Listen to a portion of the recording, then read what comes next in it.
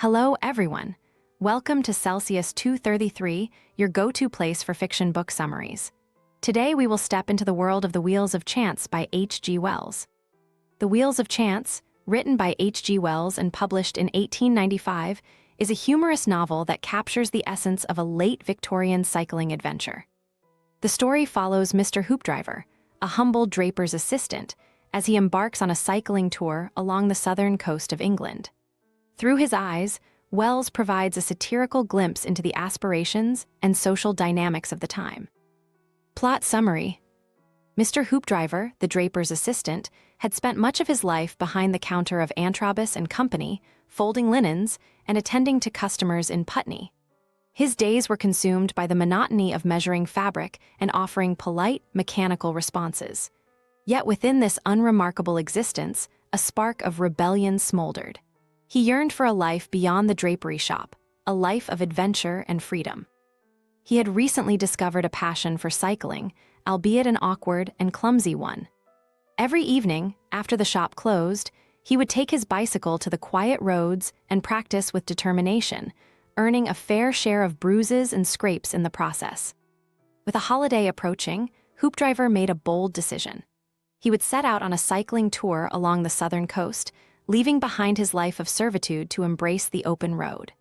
The prospect of adventure thrilled him, and he imagined himself transformed into a gentleman of leisure, roaming the countryside with the wind in his hair. His mind brimmed with images of himself as a daring explorer, each turn of the pedal carrying him further from the mundane. The morning of his departure arrived, and Hoopdriver felt a rush of exhilaration as he donned his new brown cycling suit. He mounted his bicycle and set off with a sense of purpose. His initial attempts at cycling were shaky at best, his progress marked by swerves and near falls. The road from Roehampton to Putney Hill became his proving ground, a place where he wrestled with his lack of skill and balance. But each tumble only fueled his determination. He was on a quest, not just through the English countryside, but through the unknown territories of his own courage and resolve.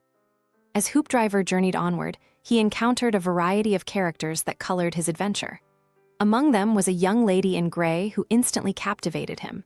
She cycled with an elegance and confidence that left him in awe. She was the embodiment of independence, a symbol of everything Hoopdriver admired but felt he could never attain. She rode past him effortlessly, a flash of gray and a hint of a smile, and in that moment, Hoopdriver's journey took on a new meaning. He was not just escaping the drapery. He was pursuing a dream, a vision of freedom and self-assurance that the young lady in gray represented. Their paths crossed again and again, each encounter leaving Hoopdriver more enchanted and more self-conscious. He found himself wrestling with his own inadequacies, his mind a swirl of admiration and self-doubt.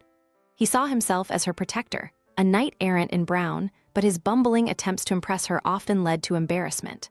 One day, as he approached a charming stretch of road, he saw her waving a white handkerchief. His heart leaped, imagining she was signaling him, acknowledging his presence. Determined to show his skill, he pedaled faster, eyes fixed on her figure in the distance. But his excitement got the better of him. His front wheel struck a tin can on the road, and he swerved wildly, losing control. He managed to avoid crashing into her, but instead collided with a wooden fence, toppling over in a heap of limbs and bicycle. Hoopdriver scrambled to his feet, red-faced and breathless, attempting to salvage his dignity as the young lady dismounted and approached him. She was amused by his clumsy antics, her eyes sparkling with a mixture of concern and mirth. She offered him a piece of sticking plaster for his scraped knuckle, and though Hoopdriver fumbled with words, he felt a glimmer of hope. Perhaps she did not see him as a complete fool. Yet, before he could engage her in more conversation, she was back on her bicycle, gliding away down the road, leaving him with only the memory of her laughter. The image of the young lady haunted Hoopdriver's thoughts as he continued on his journey. He imagined grand scenarios in which he would rescue her from danger or impress her with his newfound cycling prowess.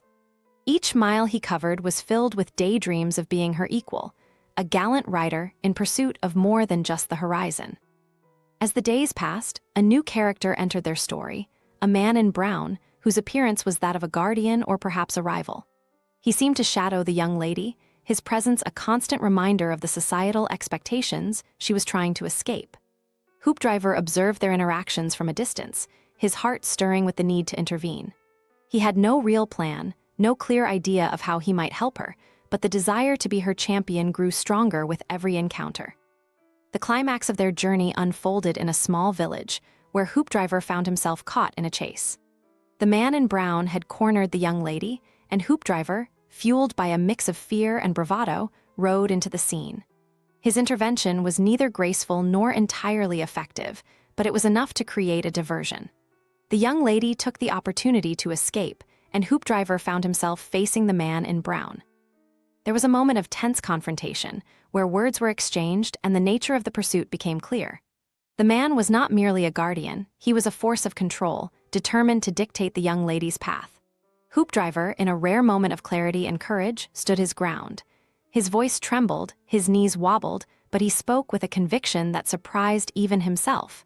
He declared the right of every person to choose their own destiny, to seek their own freedom.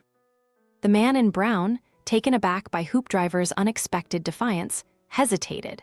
Perhaps it was the sight of this ordinary draper's assistant standing up for something greater than himself, or perhaps it was the resolve in the young lady's eyes as she watched from a distance. Whatever the reason, the man finally backed down, turning away and leaving them in peace. In the aftermath, Hoopdriver and the young lady rode together once more, the air between them charged with a new understanding. They had shared an adventure, faced danger, and emerged victorious. As they pedaled through the countryside, they spoke of dreams and aspirations, of lives lived beyond the constraints of society's expectations. Hoopdriver felt a profound sense of change within himself. He had begun this journey as a timid shop assistant, uncertain and insecure, but now he saw himself in a different light. He was a man who had dared to step out of his comfort zone, to pursue not just a road but an ideal. Their paths eventually diverged, as all journeys must come to an end. The young lady continued onward, her figure a silhouette against the setting sun, while Hoopdriver turned his bicycle back toward the life he had known. Yet, he returned not as the man who had left. He carried with him the memory of the open road, the thrill of the ride, and the image of the young lady in gray. The adventure had changed him, given him a glimpse of what lay beyond the boundaries of his everyday life. Mr. Hoopdriver returned to Antrobus and Company, to the folds of linen and the humdrum of the drapery trade, but with a spark in his eyes and a newfound confidence in his step. He had tasted freedom, however brief, and the taste of it lingered, sweet and liberating. He knew that he was more than just a draper's assistant. He was a man who had chased a dream, and for a moment had caught it. Hope you had fun. There's more where that came from. Explore other books by H.G. Wells. Find them below or search Celsius 233. Remember, while our summaries capture the essence, they can never replace the full experience of reading the book. If this summary intrigued you, consider diving into the complete story, buy the book, and immerse yourself in H.G. Wells's original work. Bye-bye, take care, have fun.